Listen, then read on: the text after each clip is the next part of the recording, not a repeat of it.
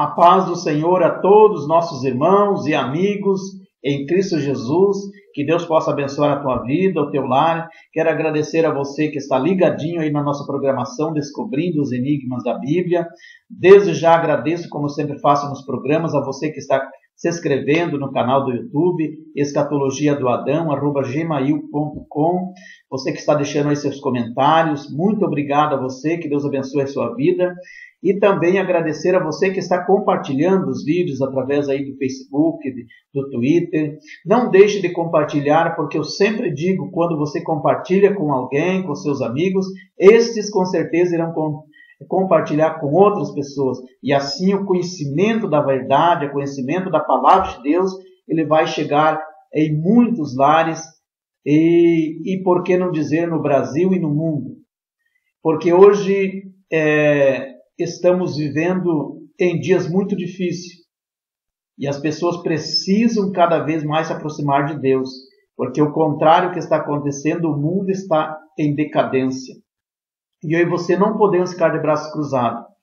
Jesus já usava essa estratégia lá já no tempo do seu ministério aqui na terra, quando ele disse para os discípulos: ide a todo mundo e pregai o evangelho a toda criatura.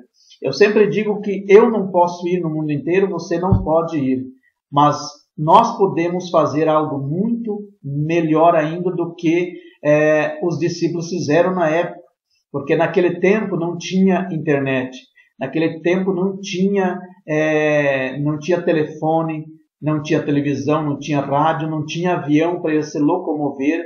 Então, quando Jesus disse: ide a todo mundo e pregai o evangelho a toda criatura, é uma ordem imperativa. Só que não era uma ordem para cada um deles sair, andar no mundo inteiro pregando o evangelho, porque eles não teriam condições de se locomover para isso. Por isso que no dia de Pentecostes, em Atos capítulo 2, a Bíblia diz que o Espírito Santo desceu sobre eles e todos eles falaram em línguas estranhas, conforme o Espírito Santo lhes concedia que falasse. Então, por que Jesus batizou com o Espírito Santo ali?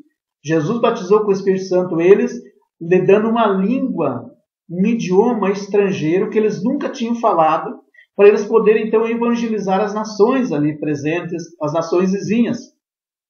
Eram cerca de 19 nações, e a Bíblia diz que cada um deles dizia assim: olha, estamos vendo eles falar. Eles falando que estavam ouvindo os judeus falar na sua própria língua que eles tinham nascido. Mas os judeus nunca tinham aprendido a língua, por exemplo, dos egípcios ou de outras nações ali. Mas o Espírito Santo deu uma hora. Então eles ficaram impactados, impressionados com aquilo e foram passando isso adiante. Então esse é o meio de evangelizar. Hoje nós temos tudo na mão, temos internet, temos televisão, rádio, vários meios de comunicação e infelizmente nós ficamos de braço cruzado. É muito fácil hoje, basta você clicar num vídeo ali, compartilhar com seus amigos e esses vão compartilhar com outros e assim a informação vai chegando em lar de milhares de pessoas. Então faz a tua parte, eu faço a minha, com certeza um dia nós vamos ter os nossos galardões. Porque nada que nós fizermos aqui para o Senhor vai ser em vão. Há uma recompensa até pelo um copo de água que você dá para uma pessoa que está passando sede. Amém? Então eu já quero agradecer a você que tem mandado também suas perguntas. Tem chegado inúmeras perguntas aqui. Hoje nós selecionamos uma muito importante também, que é a questão de uma passagem que está em Mateus 24, verso 37 a 42, onde a Bíblia fala que um será levado e o outro será deixado. Estando os dois no campo, um será levado, o outro será deixado. Estando dois no moinho, um será levado, o outro será deixado. Então hoje nós vamos tentar trazer uma explicação aqui mais aplausível a você que está aí nos escutando, nos assistindo, que talvez você não concorde com as ideias, mas é porque na verdade a Bíblia ela é cheia de enigmas, cheio de versículos obscuros. É por isso que o programa que eu coloquei esse título, Descobrindo os Enigmas da Bíblia, é que quanto mais você lê a Bíblia, mais você descobre os mistérios da Bíblia. A Bíblia é cheio de enigmas, cheio de tantas controvérsias que às vezes é difícil a gente entender. Então a Bíblia, ela tem muitas palavras obscuras, que são verdadeiros enigmas. Como, por exemplo, você abre a Bíblia em Mateus 10, 23, o próprio Jesus ali, ele separou os 12 discípulos. E aí Jesus disse para eles, olha, vocês vão sair evangelizar as cidades aí circunvizinhas de Israel. Mas eu quero vos dizer que vocês não percorrerão ainda todas as cidades até que venha o Filho do Homem. Se nós olhar literalmente para esse texto, parece que Jesus estava falando que viria arrebatar a igreja já naquele tempo. Que os judeus nem iam terminar de evangelizar as cidades ali, Jesus já ia voltar a arrebatar seu povo. Só que Jesus não estava falando ali de arrebatamento. Jesus não estava falando de arrebatamento, Jesus estava falando do encontro pessoal com ele e com os discípulos. Nós vamos ver logo mais na frente no capítulo 12 que Jesus então já se encontra com os discípulos. Então observe que não está falando de arrebatamento. Outra passagem, Mateus 16, 28, onde Jesus disse, alguns dos que estão aqui não provarão a morte até que venha o Filho do Homem no seu reino. Então parece que Jesus estava querendo dizer ali também que alguns deles ali não iam morrer, ia ver Jesus voltando no seu reino para arrebatar a sua igreja. Só que Jesus também não estava falando disso. E sobre esse assunto eu tenho ali um vídeo explicativo muito importante. Você deve acessar ali o Facebook, escatologiadoadão@gmail.com, e você vai encontrar uma explicação sobre esse assunto. Mas hoje o assunto então é por que um será levado e outro será deixado. Então, esta passagem de hoje é um dos assuntos que eu acho mais difícil de interpretação na Bíblia, porque é um assunto meio corriqueiro, meio dogmático. Então, Mateus 24 e 40, a Bíblia diz assim, ó, então, estando dois no campo, será levado um e deixado o outro. Estando duas moendo no moinho, será levado uma e deixado a outra. Agora em Lucas 17, 34, Jesus também falou assim, ó, Digo-vos que naquela noite estarão dois em uma cama, um será tomado ou levado e outro será deixado. Se fazem muitas perguntas hoje, e se fosse eu perguntar hoje para você, amigo telespectador, para você, amigo internauta, se você preferia ser levado ou deixado. Eu sei que a grande maioria das pessoas iriam dizer, olha, é claro que eu quero ser levado. Porque muitos iriam preferir ser levado, porque a maioria quer ir ao encontro do Senhor nos ares, quer ser salvo, quer ser arrebatado, porque a maioria das pessoas entende que quando Jesus diz que um será levado e outro será deixado, está falando do arrebatamento da igreja. Mas infelizmente existem muitos intérpretes que dizem que não será o arrebatamento da igreja. Muitos intérpretes dizem assim, que os que forem levados nesse texto não é coisa boa, porque levado aqui nesse texto é semelhante aos que foram levados pelo dilúvio. Porque é uma continuação do que Jesus estava falando. Jesus iniciou falando como foi nos dias de Noé e tal, assim será vindo o Senhor e tal. Aí ele fala, aí no versículo 43, que aí estando dois no campo, um será levado, um será deixado. Parece que é uma continuação. Então, por isso que eles interpretam dessa forma. Então, nós vamos ver, por exemplo, que o que diz o texto na passagem de Mateus 24, 37 e 42, que nós acabamos de ler. Jesus claramente ali nos diz que os dias que antecederão a sua vinda para arrebatar a igreja serão como nos dias de Noé. E como foi nos dias de Noé?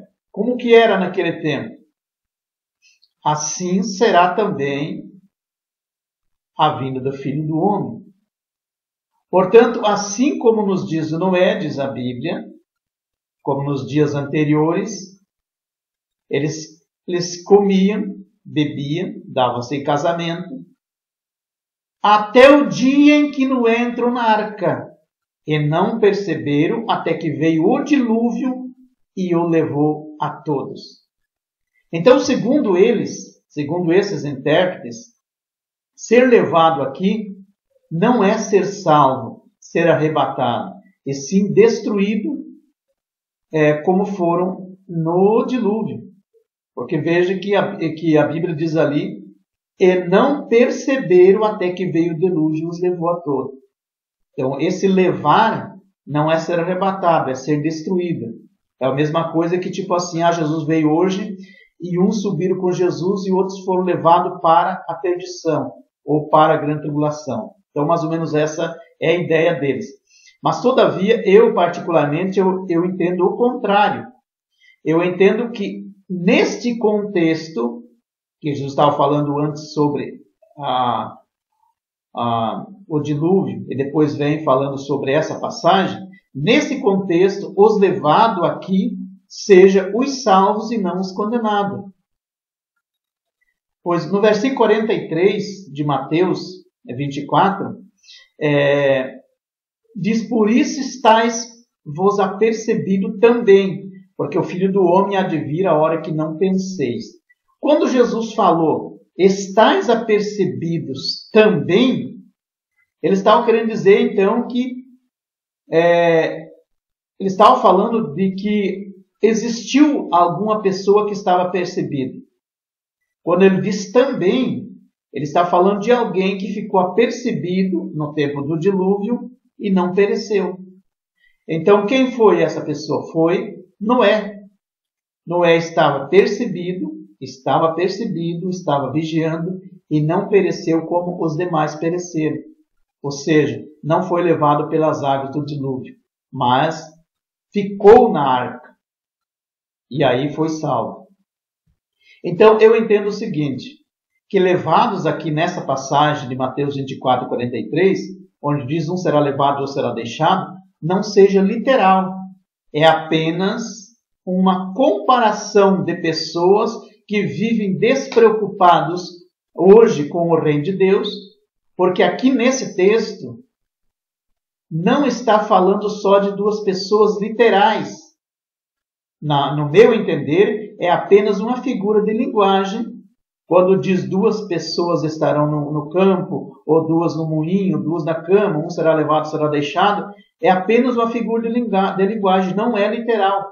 Porque se fosse literal, observe comigo e preste muita atenção, se Jesus estivesse falando de duas pessoas literais, não teria lógica, porque essas duas pessoas, ou melhor, vamos deixar aquelas duas pessoas de fora. Se hoje se Jesus voltar hoje a arrebatar a igreja, se tiver duas pessoas trabalhando em uma loja, se tiver duas pessoas na empresa, se tiver duas pessoas no campo, lá no sítio, Jesus vier arrebatar a igreja hoje, essas pessoas poderão ser duas pessoas fiéis a Deus, temente a Deus.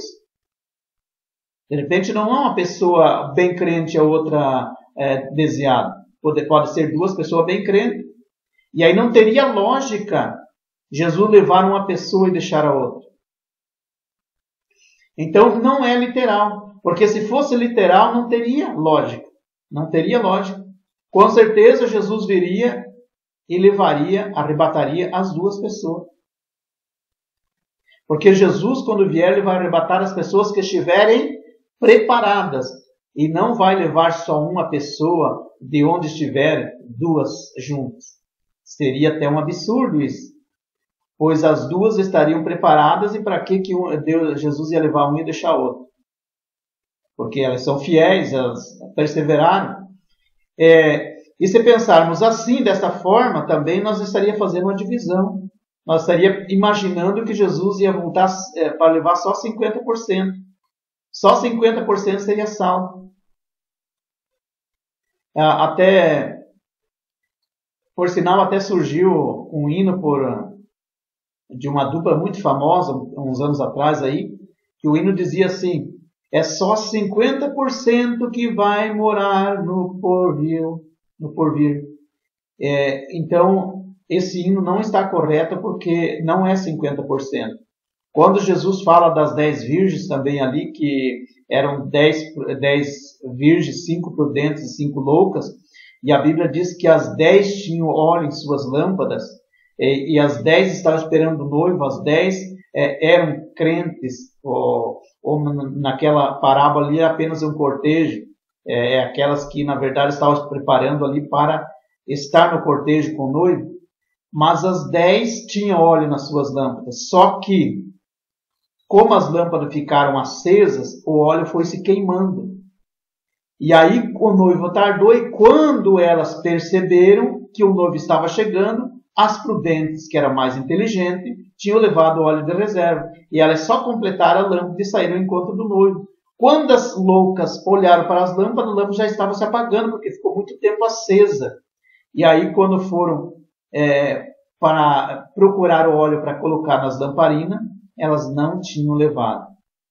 E isso acontece com pessoas hoje que não têm compromisso sério com Deus. Então, Jesus não está falando ali na questão das 10 virgens de 50% também. Ele está falando de pessoas comprometidas com o seu reino.